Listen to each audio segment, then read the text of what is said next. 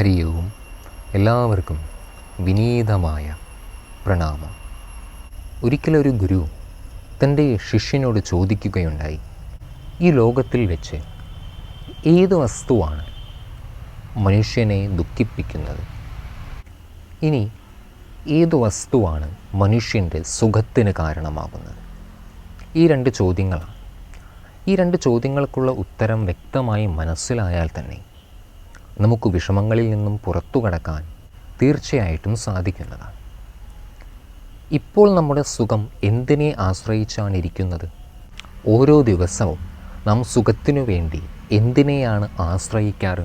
ചിലർക്കാണെങ്കിൽ game കളിക്കുന്നതിനോടായിരിക്കും, video ഗെയിംസിനോടായിരിക്കും. ചിലർക്കാണെങ്കിൽ ഉറങ്ങുന്നതായിരിക്കും കൂടുതൽ ഇഷ്ടം. ചിലർക്കാണെങ്കിൽ ഭോജനം കഴിക്കാനായിരിക്കും ഏറെ പ്രിയങ്കരം. ഇതെല്ലാം നാം ഒന്ന് വീക്ഷിക്കുകയാണെങ്കിൽ ഇതിൽ നിന്നെല്ലാം ലഭിക്കുന്ന സുഖം, നാം സുഖം എന്ന് പറയുന്നത് എന്തിനെയാണ്? ഇന്ദ്രിയങ്ങളിലൂടെ ആ വസ്തുക്കളെ ആസ്വദിക്കുമ്പോഴുള്ള, കഴിക്കുകയാണെങ്കിലും മൊബൈൽ നോക്കുകയാണെങ്കിലും ഉറങ്ങുകയാണെങ്കിലും ഇതെല്ലാം ഇന്ദ്രിയ വിഷയങ്ങളാണ്. ഇന്ദ്രിയങ്ങളിലൂടെയാണ് സുഖം ലഭിക്കുന്നത്. അപ്പോൾ ഇനി ദുഃഖത്തിനെന്താണ് കാരണം? സുഖം അവസാനിക്കുന്ന സമയം ദുഃഖമുണ്ടാകുന്നു. നമ്മൾ വളരെ ആസ്വദിച്ച് ഒരു സിനിമ കണ്ടുകൊണ്ടിരിക്കുന്ന സമയത്ത് പെട്ടെന്ന് കരണ്ട് പോയി, എന്തായിരിക്കും നമ്മുടെ അവസ്ഥ? ദേഷ്യം, സങ്കടം. നമുക്കിഷ്ടമുള്ള വസ്തുക്കൾ, ആ വസ്തുക്കൾ എനിക്ക് സുഖം തരുന്നു എന്ന് നാം കരുതിക്കൊണ്ടേ ജീവിക്കുമ്പോൾ നമുക്കിഷ്ടമുള്ള വസ്തുക്കൾ ലഭിക്കാതിരുന്നാൽ അത് നമുക്ക് മാനസിക അസ്വസ്ഥതയ്ക്ക് കാരണമാകുന്നു. ദുഃഖത്തിനും സുഖത്തിനും അപ്പോൾ എന്താണ് കാരണമാകുന്നത്? ഭഗവാൻ കൃഷ്ണൻ ഭഗവത്ഗീതയിലെ 64-ാമത് ശ്ലോകത്തിൽ പറയുന്നു, കഴിഞ്ഞ ക്ലാസ്സിൽ നാം അത് കണ്ടതാണ്. രാഗദ്വേഷ വിയുക്തസ്തു വിഷയാൻ ഇന്ദ്രിയൈ അചരൻ ആത്മവശ്യേർ വിധേയാത്മാ പ്രസാദമതി ഗച്ഛതി. ഒന്ന് ആഴത്തിൽ ചിന്തിച്ചാൽ ഒരൊറ്റ ഉത്തരം നമുക്ക് ലഭിക്കും. സുഖത്തിനും ദുഃഖത്തിനും ഒരേ ഒരു കാരണമേ ഉള്ളൂ. ഒരേ ഒരു കാരണക്കാരനാണ് ഇതിന് പിറകിലുള്ളത്. അത് മറ്റാരുമല്ല, നമ്മുടെ സ്വന്തം മനസ്സ് തന്നെയാണ്. മനസ്സിലായില്ല അല്ലേ? മന ഏവ കാരണം മനുഷ്യാണാം ബന്ധമോക്ഷയോ.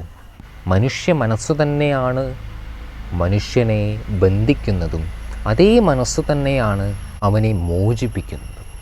ഈ മനസ്സിലാണ് സുഖവും ദുഃഖവും എല്ലാം ഇരിക്കുന്നത്. ജീവിതം ഇരിക്കുന്നത് മനസ്സിലാണ്.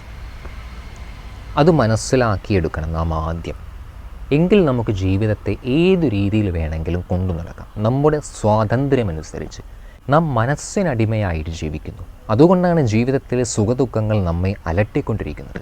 എന്നാൽ ഇവിടെ ഭഗവാൻ പറയുന്ന ഒരു സ്ഥിതപ്രജ്ഞൻ്റെ, ഒരു യോഗിയുടെ മനസ്സെങ്ങനെയായിരിക്കും? രാഗദ്വേഷ വിയുക്തസ്തു വിഷയാൻ ഇന്ദ്രിയൈ അചരൻ.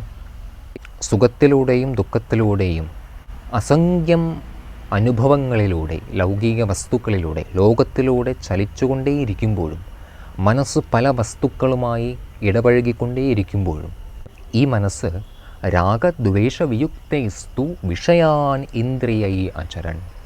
മനസ്സൊന്നിലും ഒട്ടൊന്നുമില്ല, എന്നാൽ മനസ്സിന് ഒന്നിനോടും വിദ്വേഷവുമില്ല. ഈ ഭൂമിയിൽ നമ്മൾ എവിടെ സഞ്ചരിച്ചാലും നമ്മുടെ നിഴൽ നമ്മുടെ പുറകെ ഉണ്ടാകും. സൂര്യപ്രകാശത്തിനനുസരിച്ച് നിഴലിൻ്റെ വലിപ്പം കൂടിയും കുറഞ്ഞും കൊണ്ടിരിക്കും. എന്നാൽ എപ്പോഴെങ്കിലും നമ്മുടെ നിഴലിന് നമ്മെ വേദനിപ്പിക്കാനോ നമുക്കൊരു ബുദ്ധിമുട്ടുണ്ടാക്കാനോ സാധിച്ചിട്ടുണ്ടോ? ഒരിക്കലുമില്ല.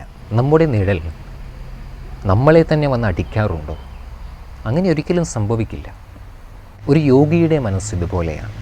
അദ്ദേഹത്തിൻ്റെ മനസ്സ് അദ്ദേഹത്തിന് ഒരിക്കലും സുഖത്തെയും എന്നാൽ ദുഃഖത്തെയും നൽകുന്നില്ല, കേവലം ആനന്ദത്തെ മാത്രം നൽകുന്നു. ഇപ്പോൾ നമ്മുടെ അവസ്ഥ എന്താണ് എന്ന് നമുക്ക് മനസ്സിലാക്കാൻ സാധിച്ചാൽ വളരെ നന്നായി. ഈ നിഴൽ എന്നെ തല്ലുന്നു എന്ന് പറഞ്ഞു നടക്കുന്ന അവസ്ഥയിലാണ് ഇപ്പോൾ മനുഷ്യ മനസ്സ് നിൽക്കുന്നത്. മനസ്സ് വിഷയവസ്തുക്കളെ തീവ്രമായ ആഗ്രഹത്തോടെ അതിനെ ആഗ്രഹിച്ച് എന്നിട്ട് അതിനെക്കുറിച്ചിരുന്ന് ചിന്തിക്കുന്നു. ഒരു മനോരോഗി ഒരു വലിയ ചാട്ടവാർ എടുത്തുകൊണ്ട് തൻ്റെ ശരീരത്തിൽ ആഞ്ഞടിച്ചുകൊണ്ടേയിരിക്കുകയാണ്. എന്നിട്ട് കരയുകയും ചെയ്യുന്നു. അദ്ദേഹത്തിന് ആ വേദനയിൽ നിന്നും പുറത്തു കിടക്കണമെങ്കിൽ ആരെങ്കിലും ഒരാൾ വന്ന് പറഞ്ഞു കൊടുക്കണം, നോക്കൂ, നിങ്ങളിപ്പോൾ ഈ വടിയെടുത്ത് തന്നെ സ്വയം അടിച്ചുകൊണ്ടിരിക്കുന്നുണ്ടല്ലോ, ആ കൈയൊന്ന് വീശാതെ, കൈ അനക്കാതെ വയ്ക്കൂ, ആ വടി അവിടെ നിന്ന് ഉപേക്ഷിക്കൂ.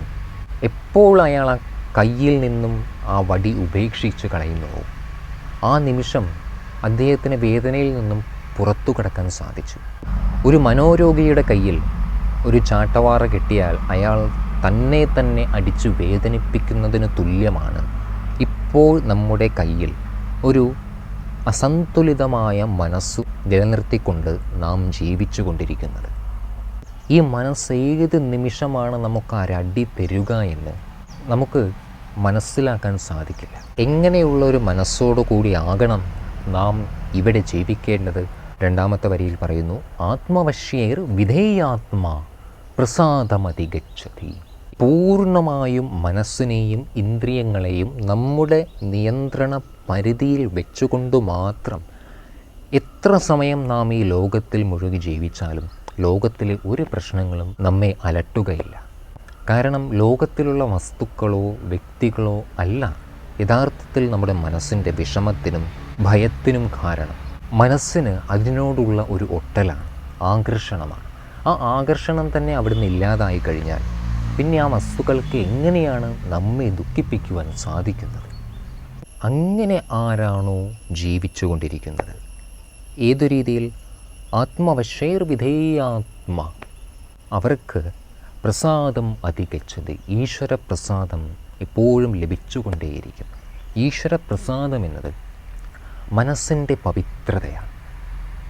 സാധന ചെയ്തുകൊണ്ടേയിരിക്കുന്ന സമയത്ത് നമ്മളൊരു നാമത്തിൽ മുഴുകിക്കൊണ്ടേയിരിക്കുമ്പോൾ ആ നിമിഷം മനസ്സിനുണ്ടാകുന്ന പവിത്രത, അതാണിവിടെ പ്രസാദമായി ഭഗവാൻ കൃഷ്ണൻ എടുത്തു പറയുന്നത്. ഈ രീതിയിൽ ഈശ്വരപ്രസാദം സംഭവിച്ചവരുടെ മാനസികാവസ്ഥ എന്തായിരിക്കും? ഈശ്വരപ്രസാദം എന്ന മനസ്സിൻ്റെ ശാന്തത കൈവരിക്കാൻ സാധിക്കവരുടെ അവസ്ഥ അടുത്ത ശ്ലോകത്തിൽ പറയുന്നു. അത് നമുക്ക് അടുത്ത ക്ലാസ്സിൽ കാണാം.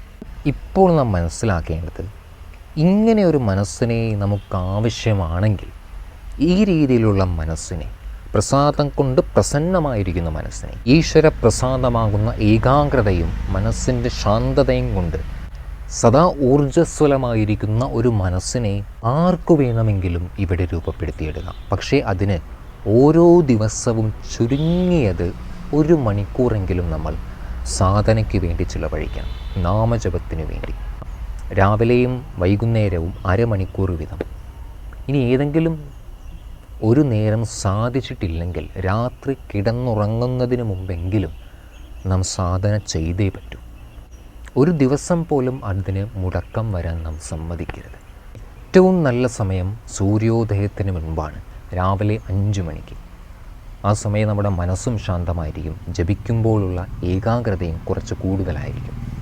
ഇനി അഥവാ ഏതെങ്കിലും കാരണവശാൽ രാവിലെ സാധിച്ചിട്ടില്ലെങ്കിൽ ഈ മനസ്സിനെ നിർബന്ധപൂർവം ഉറങ്ങുന്നതിന് മുമ്പ് ഒരു ദിവസം എത്രയാണോ നാം ജപിക്കാൻ വിചാരിച്ചത് അത് ജപിച്ചതിനു ശേഷം മാത്രമേ ഉറങ്ങാൻ നാം സമ്മതിക്കാവൂ. ഇങ്ങനെ കഠിനമായ നിയമങ്ങളെ പിന്തുടർന്നുകൊണ്ടേയിരിക്കുന്ന മനസ്സിന് ഈശ്വരപ്രസാദം ഓരോ നിമിഷവും ലഭിച്ചുകൊണ്ടേയിരിക്കും. മനസ്സിനെ നമ്മൾ ഈശ്വരൻ സമർപ്പിച്ചാൽ ഈശ്വരൻ നമുക്ക് സദാ ശാന്തി നൽകിക്കൊണ്ടേയിരിക്കുന്നതാണ്. അങ്ങനെ ശാന്തമായൊരു മനസ്സിനെ ഏവർക്കും നേടാൻ സാധിക്കട്ടെ. തുടർന്നുള്ള ശ്ലോകങ്ങൾ നമുക്ക് അടുത്ത ക്ലാസ്സിൽ കാണാം. അതുവരെ എല്ലാവർക്കും വിനീതമായ പ്രണാമം. ഹരി ഓം.